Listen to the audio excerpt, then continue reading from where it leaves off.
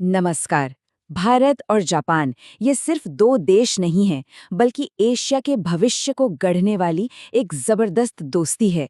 ये रिश्ता सिर्फ कागजों पर नहीं, बल्कि आप कह सकते हैं पूरे इलाके में स्टेबिलिटी, प्रॉस्पेरिटी और शांति का एक मजबूत पिलर बनता जा रहा है। तो आज हम इसी खास रिश्ते की गहराई में उतरेंगे, 5 हिस्सों में इसे समझेंगे।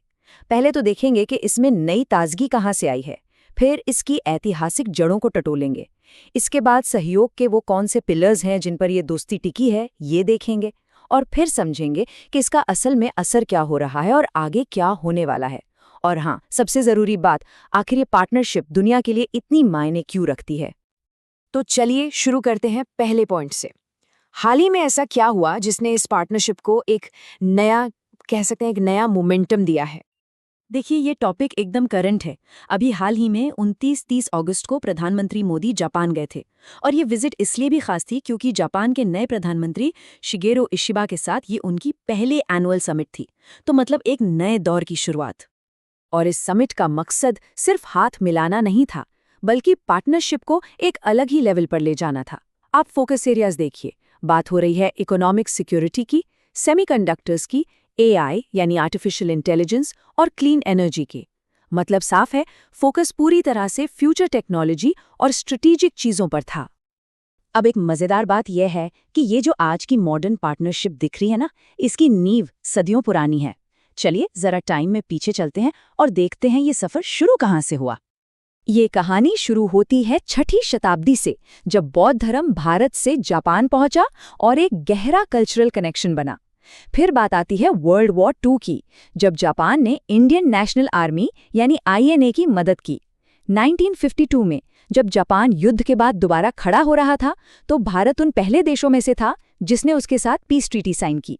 और 1958 से जापान ने भारत को ओडीए यानी ऑफिशियल डेवलपमेंट असिस्टेंस देना शुरू किया। और फिर आया साल 2014, जब इस रिश्ते को officially special strategic and global partnership का नाम दिया गया। तो ये जो स्पेशल पार्टनरशिप वाला टैग है, इसका असल मतलब क्या है? आखिर ये दोस्ती किन चीजों पर टिकी है? इसे समझने के लिए हमें इसके 2 मेन पिलर्स को देखना होगा। पहला पिलर है इकोनॉमिक कोऑपरेशन। जापान भारत को सबसे ज्यादा ऑफिशियल डेवलपमेंट असिस्टेंस देने वाले देशों में से एक है, और इसका असर हम रोज देखते हैं। दिल्ली की मेट्रो हो या फिर मुंबई अहमदाबाद बुलेट ट्रेन का प्रोजेक्ट, ये सब इसी सहयोग का नतीजा है। और इसका एक बड़ा मकसद भारत में स्किल डेवलपमेंट और जॉब्स पैदा करना भी है। और ये कोई छोटी मोटी रकम नहीं है। बस इस आंकड़े को देखिए, 5 ट्रिलियन येन। 2022 में इतना पब्लिक और प्राइवेट इन्वेस्टमेंट का टारगेट रखा गया था, और कमाल की बात यह है कि ये टारगेट हासिल भी हो चुका है। अब तो बात 7 से 10 ट्रिलियन येन के नए टारगेट की हो रही है। सोचिए जरा। अब आते हैं दूसरे और शायद सबसे जरूरी पिलर पर, डिफेंस और सिक्योरिटी। दोनों देश एक कॉमन विजन शेयर करते हैं, free and open Indo Pacific का। आसान भाषा में कहें तो एक ऐसा इलाका जो खुला हो, स्थिर हो, जहां नियमों का पालन हो और सब मिलकर तरक्की करें। और ये भारत की एक्ट ईस्ट पॉलिसी से बिल्कुल मेल खाता है। और ये विजन सिर्फ बातों तक सीमित नहीं है। इसे जमीन पर उतारने के लिए दोनों देशों की सेनाएं लगातार साथ में प्रैक्टिस करती हैं।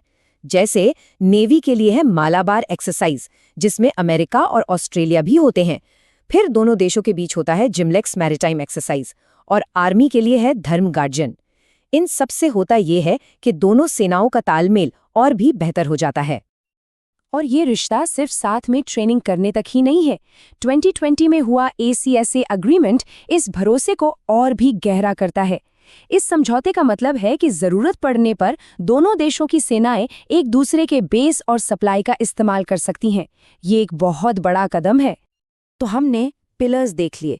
अब सवाल ये उठता है कि इन सब का असर क्या हो रहा है और आगे का रास्ता कैसा है। चलिए अब इसका एक एनालिसिस करते हैं। इसके फायदे और चुनौतियां दोनों को देखते हैं। देखिए, इसके फायदे तो साफ साफ हैं। सबसे बड़ा फायदा है रीजनल सिक्योरिटी में, खासकर क्वाड के जरिए। इससे इलाके में पावर का एक बैलेंस बना रहता है। दूसरा, टेक्नोलॉजी ट्रांसफर से भारत के आर्थिक विकास और आत्मनिर्भर बनने के सपने को पंख मिलते हैं।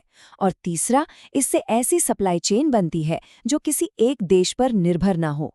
लेकिन सिक्के का दूसरा पहलू भी है। कुछ चुनौतियां भी हैं, जैसे हमारा ट्रेड इम्बैलेंस। हम जापान से इंपोर्ट ज़्यादा करते हैं और एक्सपोर्ट कम। और दूसरी चुनौती है भारत में जापानी एफडीआई यानी फॉरेन डायरेक्ट इन्वेस्टमेंट की रफ्तार को और तेज़ करने की। तो इन सारी बातों का निचोड़ क्या है? आखिर में सवाल यही आता है कि ये सारी कवायद, ये पार्टनरशिप आज की तारीख में इतनी ज़रूरी क्यों है? शायद इस एक लाइन में इस सवाल का सबसे अच्छा जवाब छिपा है।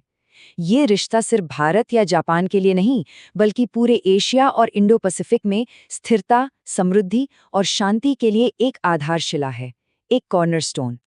तो आज की बातचीत से जो मुख्य बातें हमें याद रखनी हैं वो ये हैं। पहली, ये रिश्ता सिर्फ नया नहीं बल्कि सदियों पुरानी सांस्कृतिक जड़ों से निकलकर एक मॉडर्न जियोपॉलिटिकल अलायंस बना है। दूसरी, ये एक इकोनॉमिक इंजन है जो भारत के इंफ्रास्ट्रक्चर और टेक्नोलॉजी को जबरदस्त बूस्ट दे रहा है।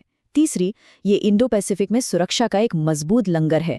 और सबसे जरूरी चौथी बात, ये पूरी दोस्ती, लोकतंत्र और आपसी सम्मान जैसे साझा मूल्यों पर टिकी है। तो अंत में एक बड़ा सवाल ये उठता है, जब एशिया के दो सबसे बड़े और वाइब्रेंट लोकतंत्र एक साथ मिलकर आगे बढ़ रहे हैं, तो इंडो पैसिफिक का भविष्य आखिर किस तरह से बदलेगा?